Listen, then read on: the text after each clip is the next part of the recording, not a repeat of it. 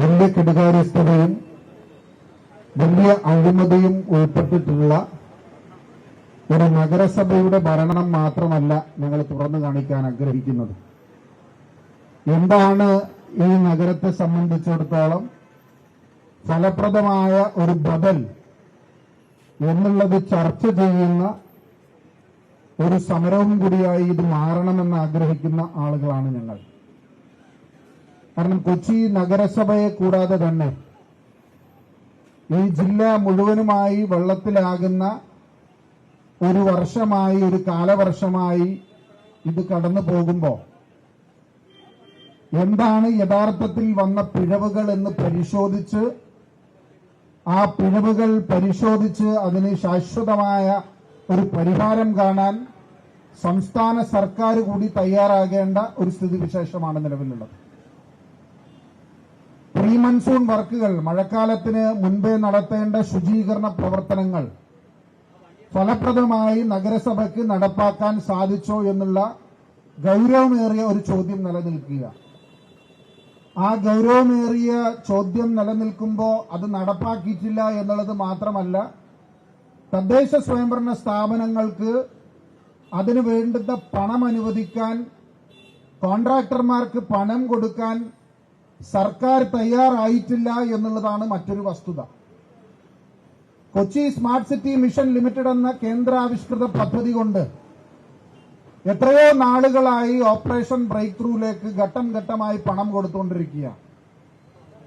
ഇവിടെ ശ്രീ ഷിയാസ് സൂചിപ്പിച്ച കെട്ടിടം പണി പൂർത്തീകരിക്കാത്ത കോർപ്പറേഷന്റെ ആസ്ഥാന മന്ദിരമാണെങ്കിലും, ഇവിടെ കാണയിൽ നിന്ന് മാലിന്യം നീക്കം ചെയ്യുന്ന വാഹനങ്ങൾ വാങ്ങുന്നതിനാണെങ്കിലും, അതിന്റെ മറ്റ് ക്ലീനിങ് എക്യുപ്മെന്റ്സ് വാങ്ങുന്ന കാര്യത്തിലാണെങ്കിലും എല്ലാം ഇതിൽ നിന്ന് പണം വിനിയോഗിക്കുന്നുണ്ട്.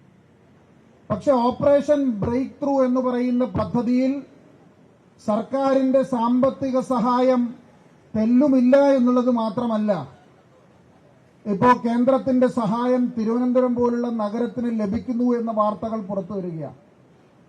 കേരളത്തിന്റെ റവന്യൂവിൽ ഏറ്റവും കൂടുതൽ കോൺട്രിബ്യൂട്ട് ചെയ്യുന്ന എറണാകുളം നഗരം 65% റവന്യൂ ജനറേറ്റ് ചെയ്യുന്ന ഒരു നഗരത്തിന്റെ വെള്ളക്കെട്ട് പരിഹരിക്കാൻ വേണ്ടി ഒരു മാസ്റ്റർ പ്ലാൻ തയ്യാറാക്കാനോ ഒരു ദീർഘവീക്ഷണത്തോടുകൂടി ഒരു സമീപനം സ്വീകരിക്കാനോ ഈ നഗരസഭയെ കൂടാതെ ചുറ്റുമുള്ള മുനിസിപ്പാലിറ്റികളും പഞ്ചായത്തുകളെയും ചേർത്ത് പിടിച്ചുകൊണ്ട് കൊച്ചി മെട്രോ റെയില് നിർമ്മിച്ചിട്ടുള്ള 6 കനാലുകൾ റീജനുവനേറ്റ് ചെയ്യുന്ന 1500 കോടി രൂപയുടെ പദ്ധതി പ്രഖ്യാപനത്തിൽ മാത്രം ഒതുങ്ങി നിൽക്കുന്നു എന്നുള്ളതല്ലാതെ സംസ്ഥാന സർക്കാർ ഒരു രൂപ പോലും അതിലേക്ക് മാറ്റിവെച്ചിട്ടില്ല എന്നുള്ളതാണ് യാഥാർത്ഥ്യം. അപ്പൊ നഗരത്തിന്റെ വെള്ളക്കെട്ട് പരിഹരിക്കുന്നതിൽ ഓപ്പറേഷൻ ബ്രേക്ക് ത്രൂ ഇഴഞ്ഞു നീങ്ങുന്നത് മാത്രമല്ല, ഫണ്ടിന്റെ അപര്യാപ്തത പരിഹരിക്കാൻ സംസ്ഥാന സർക്കാർ തയ്യാറായിട്ടില്ല. ഇപ്പൊ പറയുന്നു മേഘവിസ്ഫോടനമാണ് നടന്നത്. മേഘവിസ്ഫോടനം നടന്നാൽ എന്താണ് പ്ലാൻ ബി എന്നുള്ളതിനെ കുറിച്ച് നഗരസഭയ്ക്ക് യാതൊരു എത്തുംപിടുത്തവും ഇല്ല.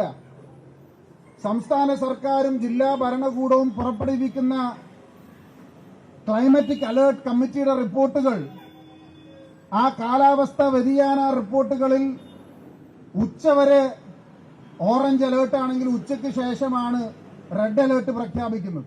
റെഡ് അലേർട്ട് പ്രഖ്യാപിച്ചതിന് ശേഷം പിന്നെ മഴയും പെയ്തിട്ടില്ല.